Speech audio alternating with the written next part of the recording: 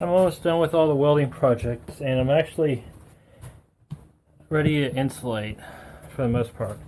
I haven't worked much during the day. I've been doing most of my work at night, which is low light situation, which makes it really hard to record, which is part of the reason I haven't been recording much of the build and just kind of doing completed projects after the fact.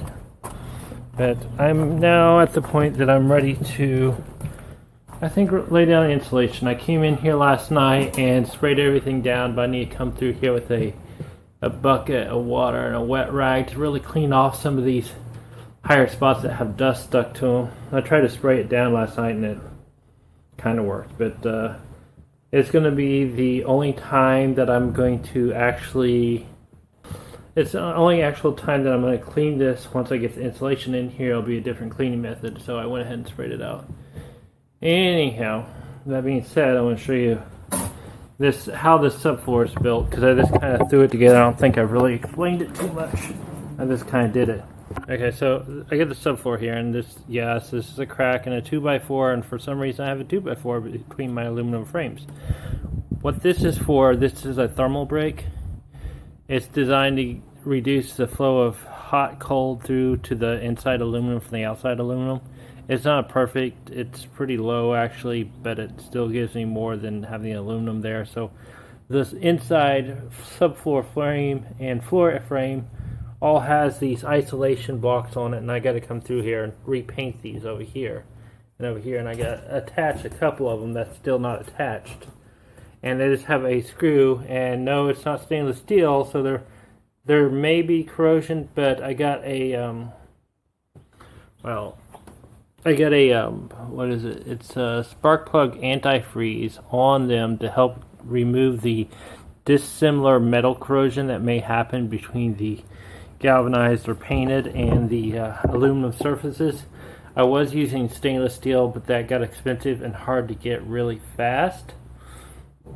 So this is my alternate method, and it should do just fine. And there's some spots in here where there's not stainless steel, and they haven't corroded in the 20 years life as bad as they make it sound to be. But mainly if there's moisture in there and you have two dissimilar metals, mainly aluminum and something else, it can corrode and the aluminum will corrode away. So, buzzer. Anyhow, so we should be fine. And we'll check it every now and again because I'll have full access to the subfloor to do it. But we are going to start on the insulation in the floor after we paint the blocks edges that were trimmed and make sure they are all connected, and then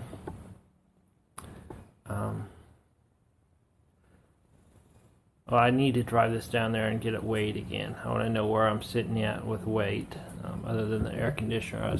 I got the windows in, I got the back marker lights on. I could put the front marker lights on and just have them not working and still drive down there and be just fine, because I don't have to have them running down the road. However, I do want them on the vehicle whenever I get down to have them checked. The main goal is to get some of this building supplies out of the house. They are starting to cause, part of the reason I'm not buying stuff is because I don't have room to put it. So I need to get some of this stuff done so I have room to put it. Plus it moves us farther on the build here. And it makes my roommate incredibly a lot happier and keeps the peace in the house. So that's the goal. And I want to insulate the ceiling. I still have to weld up there some more, so I'm debating, but the rock wool is pretty much fireproof. It might melt away if it gets really, really hot, but for the most part it handles it. The styrofoam doesn't. So I did this last night. I built it all the other day, but I just installed it last night. But basically I got a couple slides, a little bit of a space over here, and basically this is to save me some money in the future doing mechanical things, and I can also do it myself. But this is my fuel tank sending unit access, and this is where it normally clogs on these 7.3s is the filters in there, and this makes it easy access to change those out, which turns it in front to a multiple $100 dropping the tank job to just pull a couple, clean it up, pull a couple bolts out, pull it out, and change it with 20 cents screens. So it makes it a little bit easier to maintain that maintenance if I need to. And then when I'm done, I put it up there and I can just come in here and slide it closed so I have easy access to clean. Ooh, I can't tell you how much I really don't want to mess with loose fill insulation. Even though this is raw fill and it will be a light or not so loose fill, but it still makes you itchy when you mess with it. Anyhow, I got that one panel painted. Get the one panel painted, which will give me some moisture protection on the underside if there ever is any moisture in it. That's the problem with using wood, is it can mold and mildew if it gets wet. But I found that if you paint keels on top of it, it's a sealer's primer, so it seals out most of the moisture. It won't allow you to go into water, but if it gets a little water on it, it will be okay for a while, just as long as it's not constantly exposed to it. So I'm going to throw on some safety gear and some covering gear. It's too hot to do everything, but I'm going to throw on a little safety gear, and we're going to start cutting and throwing some rock wool up in the ceiling. Now I'll probably go ahead and pre-cut some of that luan to go up there, because I'm going to have to pre-drill and drill and tap some stuff up there. Actually, I'll probably pre-drill that first, and then I'll throw the 2 inches of rock wool up in there, and that's for sound deadening and a little bit insulation. Then I'll have an inch or a 3/4 inch gap here, and then some 2 inches foam on top of it.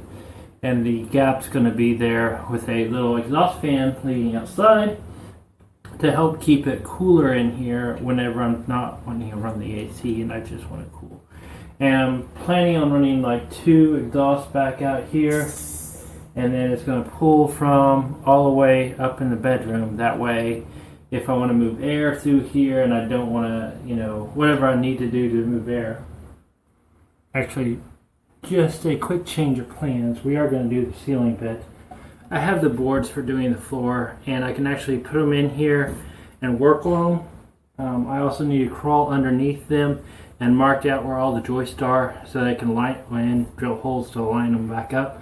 But basically it makes a pretty good mount to cut them off the back of it, so I have a place to cut it, because my current sawhorses are being used for the tabletop or cabinet top. So I'm going to go ahead and cut them off. It's about 90 inches, I think, width-wise or lengthwise. I'm going to bring them in here and park them sideways. And it gives me a safer place to walk around other than on the joist. Or is it the joist or the subfloor raised up area is basically what it comes down to. And I will have to pull them back out again before I do them and cut out all the access hatches. But it makes it easier to cut it out if I just go through and mark everything underneath before everything's in here. And I can kill kind of 2 birds with 1 stone with that, because I have this in there, and while I'm working on this, I can work on the ceiling too. And it just moves forward a lot faster. Also, I'm going to paint this like I did the ceiling panel, but it'll be easier if I cut it out first and then paint it afterwards, because then I can paint all the edges of the cut. So let me get this done, and hopefully I don't fall here. I'm not currently in the correct clothing for this, but it's too hot to wear anything else. It's just too hot.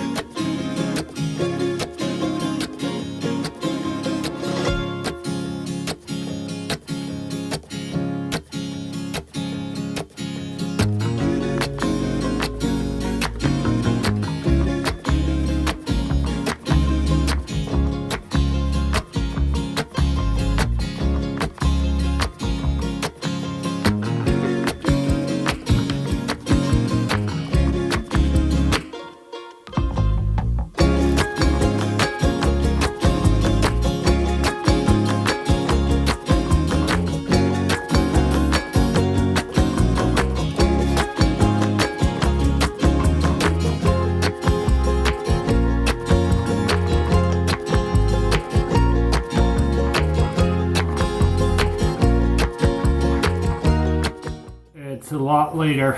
I got overheated and I had to take a break for a while, so I took about a 6-hour break from earlier.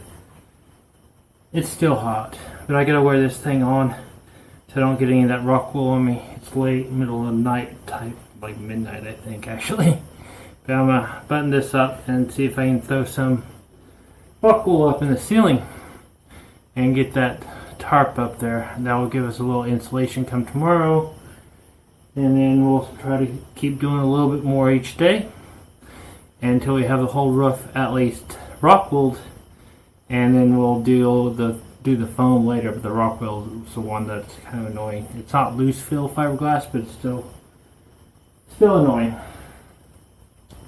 Anyhow, I gotta put a respirator on and gloves, and I'm probably gonna have to trim it down to size, and I'm gonna end up breaking it to trim it down to size because my X-Acto knife is going missing. Okay, put you guys on a time lapse.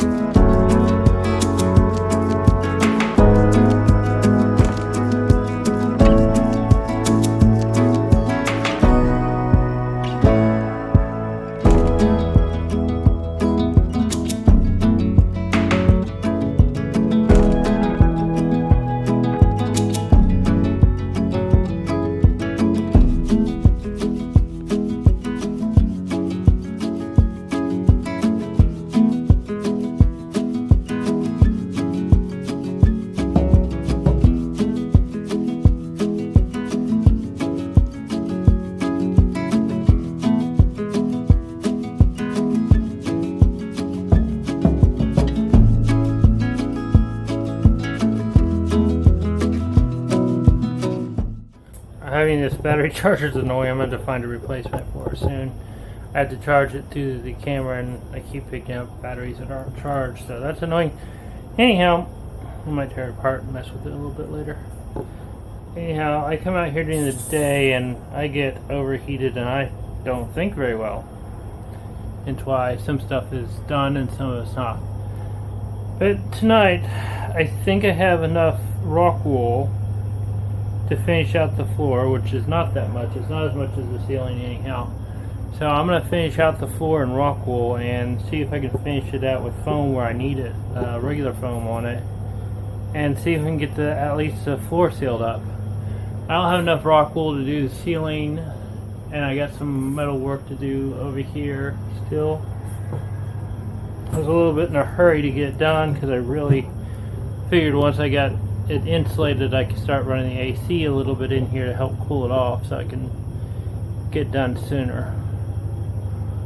There's lots of little things that has to be done before I can really make another big chunk of movement forward to getting this done and getting on the road. That being said, I got everything I kind of need to do it. I just need to sit down and actually do it, which we'll get it done eventually. I have gotten all the doors, the ambulance doors, filled with insulation on the driver's side. I haven't messed with the ones on the passenger side, but and good news, I got the locks working over there very well. So, and I got an idea of how the locks work. After I get done with the insulation of the floor, I'm going to have to figure out where I'm going to actually place the hydraulic heating system, the 12-volt temperature controllers, which they're going to be kind of one of those things you set and forget kind of thing, and they'll stay underneath and they'll come on when it gets cold for the too cold for the tanks, or just about too cold for the tanks. And then I'll have one that I run through as the main heat source, which will pull off the tank heating and everything else. But that is not a big deal. And we can also, once we get the floor done, we can put the tanks in here. Big one, get the tanks in here. They've been in here several times, but actually permanently mount the tanks, which would be nice. And get the water system going, which would also be nice. Get the hot water system going, which will tie into the hydraulic floor heating. Plus, I gotta tie in a heater hose back here, so I'm gonna have to probably buy me a big chunk of heater hose to run all the way back here to the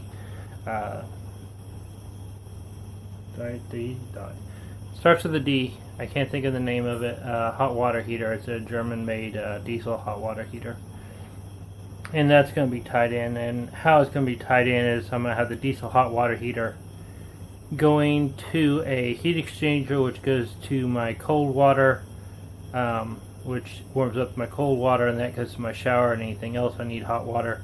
That way I don't have a minimum flow need like I did on that propane one in the bus. It had to have at least 3 gallons a minute or higher for it to kick on, which was really annoying, which caused me to waste a lot of water. This should not require me to use too much water. Anyhow, it will go to that, run off that. That's going to be my main hot water thing. After that, it'll go to a hot water manifold for houses. I gotta find a place to put that, and from there, each one of those loops, which there'll be 3 or 4 of them. I haven't figured out how I'm going to run it, but the hot water line is going to be embedded in the floor in here. I'm tempted just to run the hot water heat for the tanks all on one loop, and then run a separate loop for the batteries because they're a little more sensitive, and the subfloor here. Tie that all in together with 2, and then use the third one to run up to the bedroom or in the floor above the tanks. I'm still not sure how much heat this thing's going to put out.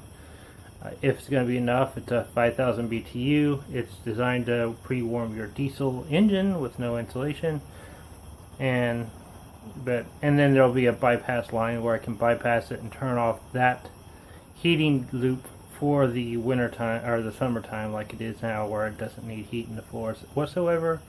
It only needs heat to heat up the water. Then after that, it's going to go through a heat exchanger, a big giant heat exchanger. And it's going to overlap to the fluid on the diesel engine, so I can preheat the engine after I preheat my cab. Also, it does 2 things. I'll have to put a little bypass pump in the diesel engine thing, but basically it will allow the engine, whenever I'm running it, to heat my hot water. And after that, I will have an expansion tank in there somewhere. I'm debating on dropping a little bit of a storage water tank, so I just have a hot water tank over there too. I have one in there from the bus. It's a propane one, but that thing kind of crapped out, but it still works good as a containment vessel, and it has all the safety stuff I need in it if I wanted to just use it for a storage. Plus, it gives me extra capacity for the hot water system, the diesel hot water system. Say I'm not actually running it and I don't want it to run on and off all the time. And this is the RV model, so it's designed to float between 190 and 160 and just stay there and circulate around. So wherever I place that, it's going to put off some heat as it's circulating. We'll kind of decide from there kind of how it's going to be housed. I haven't done anything with it to try it or experiment with it or anything like that, so I have no idea if I should put it outside or inside. I'm going to put it inside for right now, and I'll have a switch that I turn on to heat the hot water when I take a shower, and I'll probably turn it off and not use it as I'm doing anything else.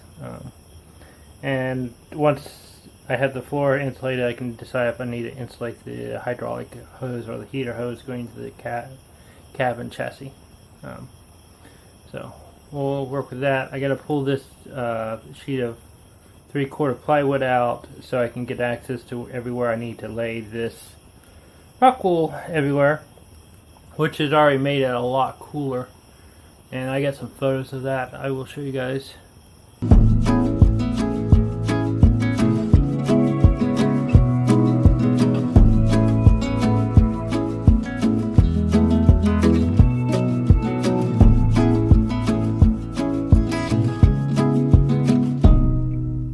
as you can see in the photos, the untreated skin is like at least 15 to 20 degrees warmer, and the ones with the rock wool in it is a lot cooler. But you see those lines in there?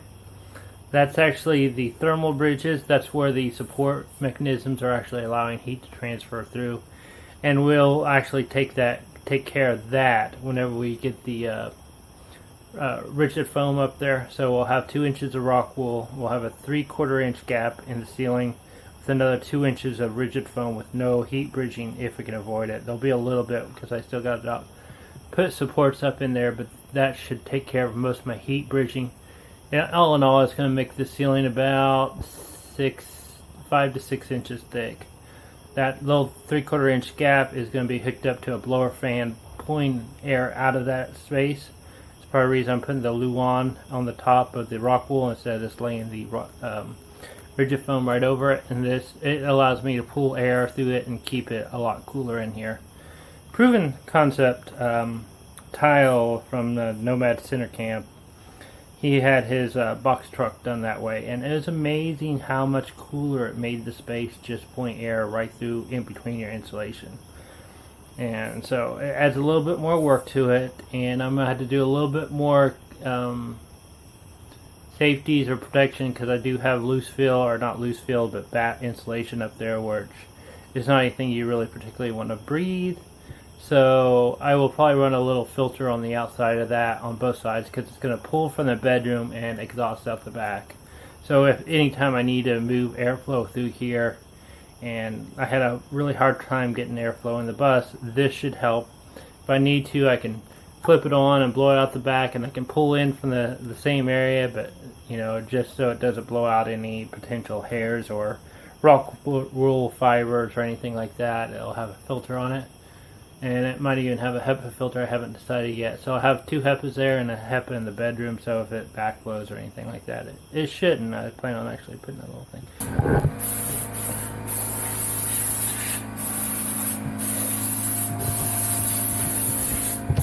Yeah, we got the rock wool on almost all the floors now. Now we're throwing the foam on top of it and finishing it out. Creaked my back.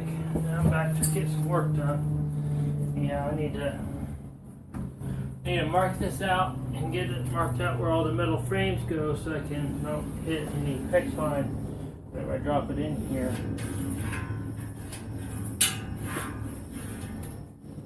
So I can keep my line safe for whenever I drop in the tanks. Roughly, anyhow. I'll probably drop it on this side. I have 2 in here. Either way, I'll go either.